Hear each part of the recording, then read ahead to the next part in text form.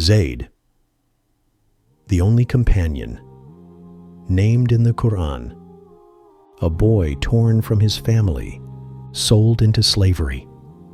But fate had a greater plan, raised by the Prophet himself, loved like a son, tested by destiny, honored by revelation.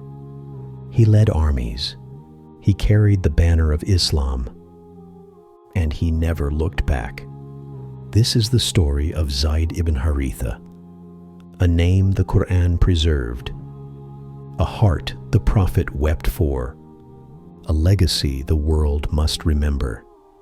In the soft cradle of northern Arabia, in a land known for its poetry, tribal pride, and unforgiving deserts, a child played under the warmth of the sun.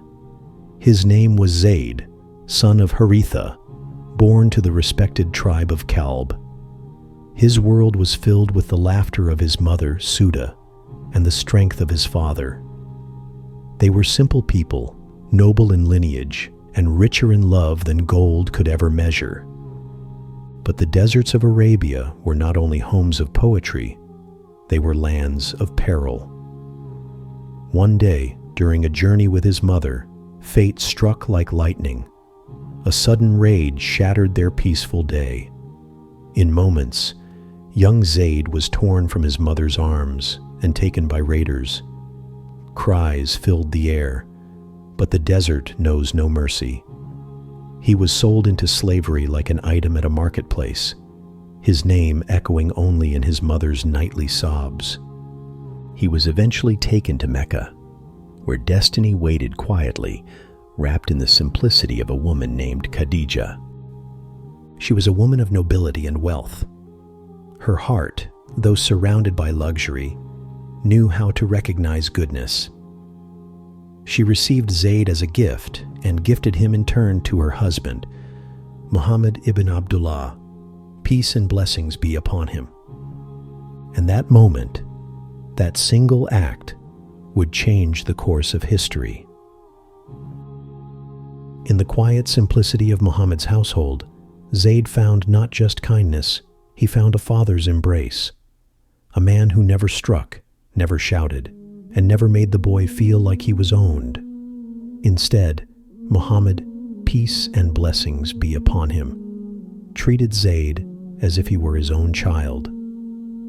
Zayd, who had once cried himself to sleep in strange lands, now felt peace.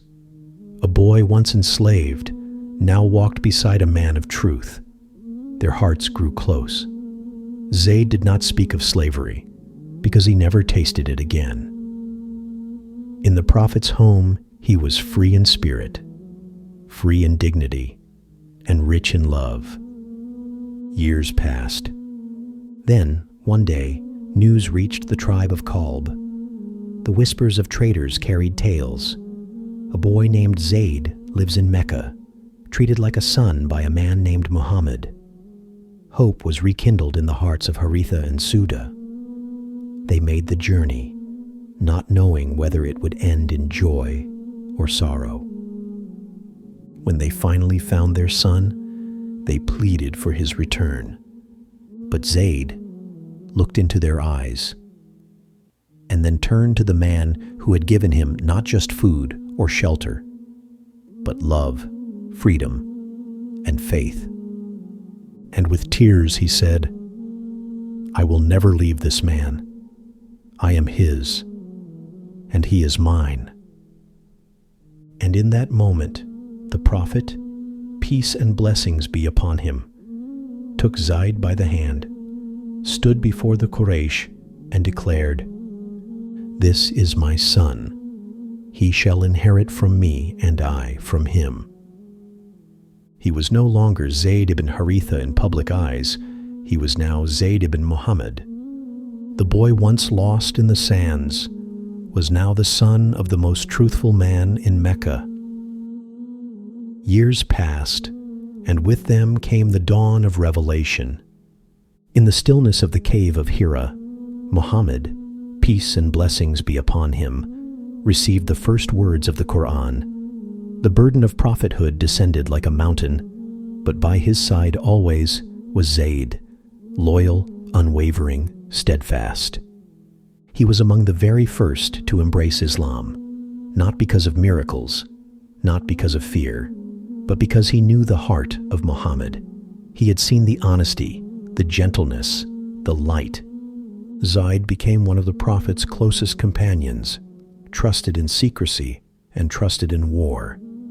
And when the early Muslims suffered the torments of the Quraysh, Zayd bore them with silence, his heart steady, his resolve unshaken. But something awaited him, a trial wrapped not in chains, but in correction from above. As Islam spread and divine guidance revealed the truth of lineage, Allah sent a verse. Call them by their fathers, that is more just in the sight of Allah. Surah Al-Ahzab 33 verse 5. And in that moment, the name Zayd ibn Muhammad dissolved. The one whom the Prophet had called son was now, once again, Zayd ibn Haritha. A knife to the heart. Zayd accepted it with serenity. He knew that divine command was not about reducing love, it was about preserving truth, and the Prophet, peace and blessings be upon him, still loved him no less. Though the title of son was lifted, the title that followed would be even greater. As the light of Islam began to illuminate the hearts of men and women, its enemies grew more desperate, more violent. Mecca was no longer safe. With the divine permission, the Muslims migrated to Yathrib, soon to be known as Al-Madinah al-Munawwara. There the Prophet, peace and blessings be upon him, established the first community built not on tribe or blood, but on faith. And among the generals of this emerging nation stood Zayd. He was not just a loyal companion, he was a leader of men, a skilled strategist, and a man whose heart beat in rhythm with the Qur'an. The Prophet trusted him with missions no one else could carry. He sent him as an ambassador, as a commander, as a symbol. It was Zayd who was chosen to lead the expedition to the Quraysh's caravan at Al-Qarda. It was Zayd who was trusted with sensitive letters to foreign kings. And it was Zayd, of all the companions, who led the only known army where the Prophet appointed not one, but 3 successive commanders, in case the one before fell. Zayd's sword was sharp, but his heart was softer still. He never fought for ego, never lifted his blade for conquest. He fought only for the one who had reunited him with his destiny. But it was not only in battle that Zayd's loyalty was tested. It was in his own heart. He had been married to Zainab bint Jahsh, a noble woman, a woman of Qurayshi descent, a cousin of the Prophet himself. Yet the union did not bring peace. Their temperaments clashed, disagreements brewed, hearts grew distant. Zayd tried. He was a man of patience and sincerity, but not every soul finds rest in every home. He went to the Prophet, peace and blessings be upon him, seeking advice. And though the Prophet knew, by revelation, that Zainab would one day be his wife, he told Zayd, "Keep your wife and fear Allah." But eventually, the marriage ended, and in this ending, Allah revealed a beginning.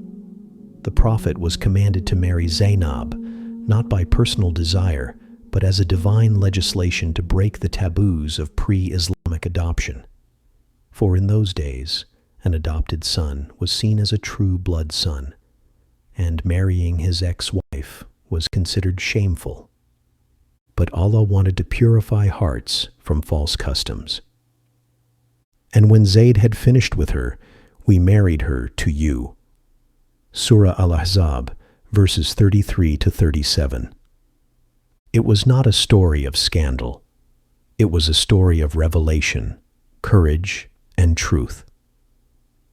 Zayd, the once adopted son, accepted the divine command with dignity. He held no bitterness, no jealousy, no resentment. His love for the Prophet remained pure. His submission to Allah, total. Then came the call that would immortalize his name forever. The Prophet, peace and blessings be upon him, received news that one of his emissaries to the Roman Empire had been killed, a breach of sacred diplomatic trust. He gathered an army of 3,000, and he appointed Zayd ibn Haritha as its commander. 3,000 Muslims against an army of nearly 200,000 Romans and their Arab allies. Impossible odds? Zayd did not flinch. As the army approached the fields of Muta, Zayd knew. He knew he would not return, but he also knew he could not retreat. Not after carrying the Prophet's banner, not after carrying Islam on his shoulders all his life. He kissed his sword. He raised the banner high, and he charged. Wave after wave of enemy soldiers broke upon him, but he stood, wounded, bleeding, heart aflame, until finally he fell. But even in death, he did not let go of the banner. Back in Medina, the Prophet, peace and blessings be upon him, stood before his companions. His face was pale, his eyes were moist. He spoke not with lips, but with soul. Zayd took the flag and was struck down as a martyr. Then Jafar took the flag and was struck down as a martyr. Then Abdullah ibn Rawaha took the flag and was struck down as a martyr. He described them as though he were watching the battle unfold in real time. He then wept. He entered Zayd's home, saw the face of Usama, Zayd's beloved son. He wept again. And the people saw for the first time the messenger of Allah cry over a man who was not of his blood, but who had been stitched into the heart of his life. Zayd ibn Haritha, the only companion whose name is mentioned directly in the Qur'an. The man who was once a slave, once forgotten, once sold, but whom Allah raised, and whom the Prophet loved so deeply, so profoundly, that his loss caused the earth to feel smaller. He left behind not riches, not cities, not palaces. He left behind a son, Usama ibn Zayd, who would later command the Muslim army, while elders like Abu Bakr and Umar stood behind him in support. He left behind a story, a light, a legacy that whispers in the winds of Medina and cries in the stones of Muta.